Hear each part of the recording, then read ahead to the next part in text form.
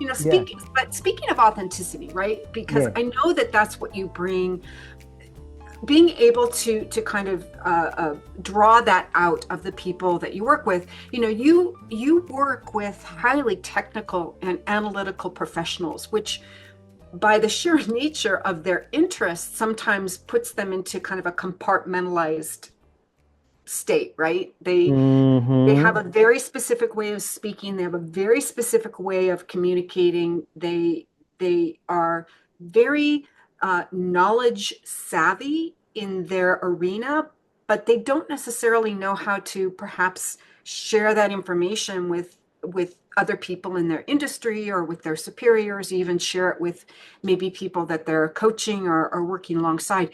Mm.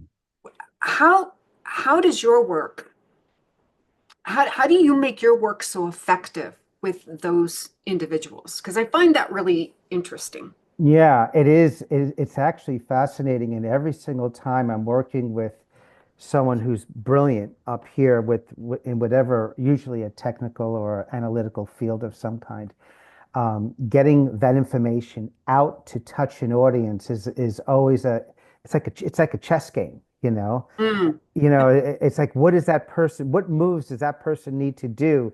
What shifts does that person need mm, to make that connection? Because, again, we're individuals, so we have to respect our individuality and what we need individually to make that connection, right? hmm. And one of the things is that once they have the awareness, here's the thing, Adria, that I have found is that a lot of these highly intelligent, we'll call them technical professionals, right? There's a sense of once they realize they're having a hard time communicating to them, many of them, then it becomes this monster. It becomes Mm, this big thing. And they're being told many times, do this 1 through 10 that we talked about earlier. yeah. And that they do 1, 2, and they're tripping over 2 left feet doing the 1 through 10, right? Not all the time, but in the ones that we're talking about, right? When I work with them, I demystify it. Once we could demystify the monster, it's not a monster. If they have this beautiful brain to harness this incredible information, they also have the brain then to communicate it, except they just got to work the different muscle, and they have to see that it's not a monster, Mm, and it's so cool because when I'm working with someone, right, that is completely blind to this brilliant person, and then all of a sudden we'll lock into, I think you were saying this the last time we spoke, either into their passion or mm. something that unlocks something that has them, I don't want to say on fire, that's kind of extreme, but makes their hair stand up. Makes their hair stand Yeah. up. As I You point know to what my, you're doing, Anthony? You're yeah. creating communication alchemy. Ah, that's a great title.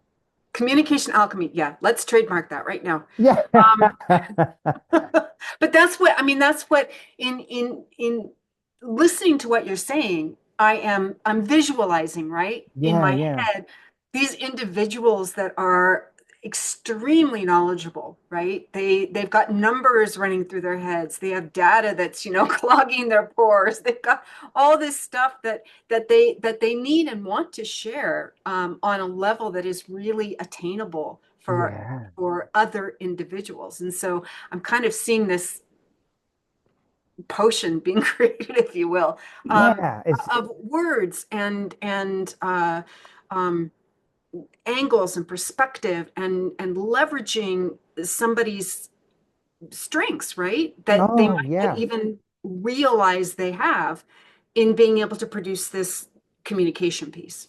Oh, yeah. You know what I see? I see when I look at someone really brilliant in in this case, the technology field, right? I see Mozart. I see, Mm, that's what I see. yeah, music.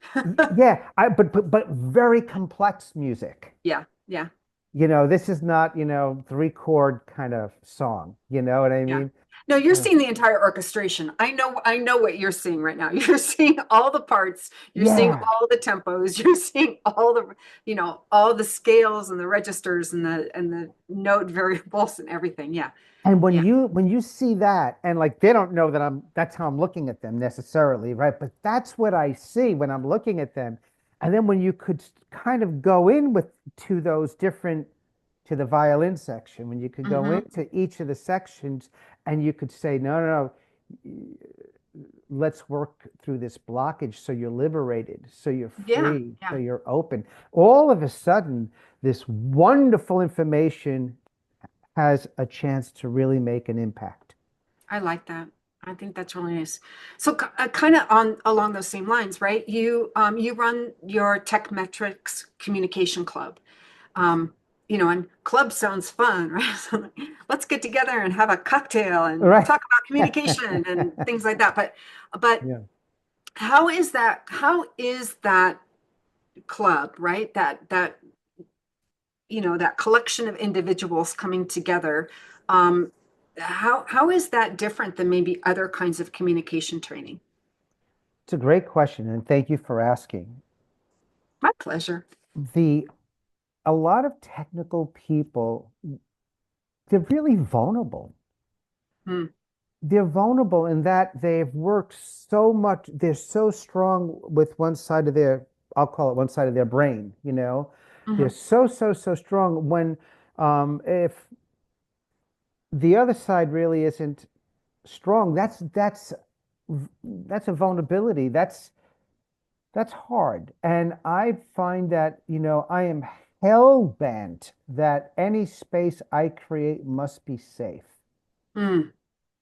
It has to be safe. So for, engineers, project managers, technologists, coding people, for these people to have a safe place where they're not, um, it's not pass or fail, like, as a Sure. communicator. Yeah. But they could explore this journey. They could learn how to cultivate that side of them that is beyond the data that compels their audience to take positive action.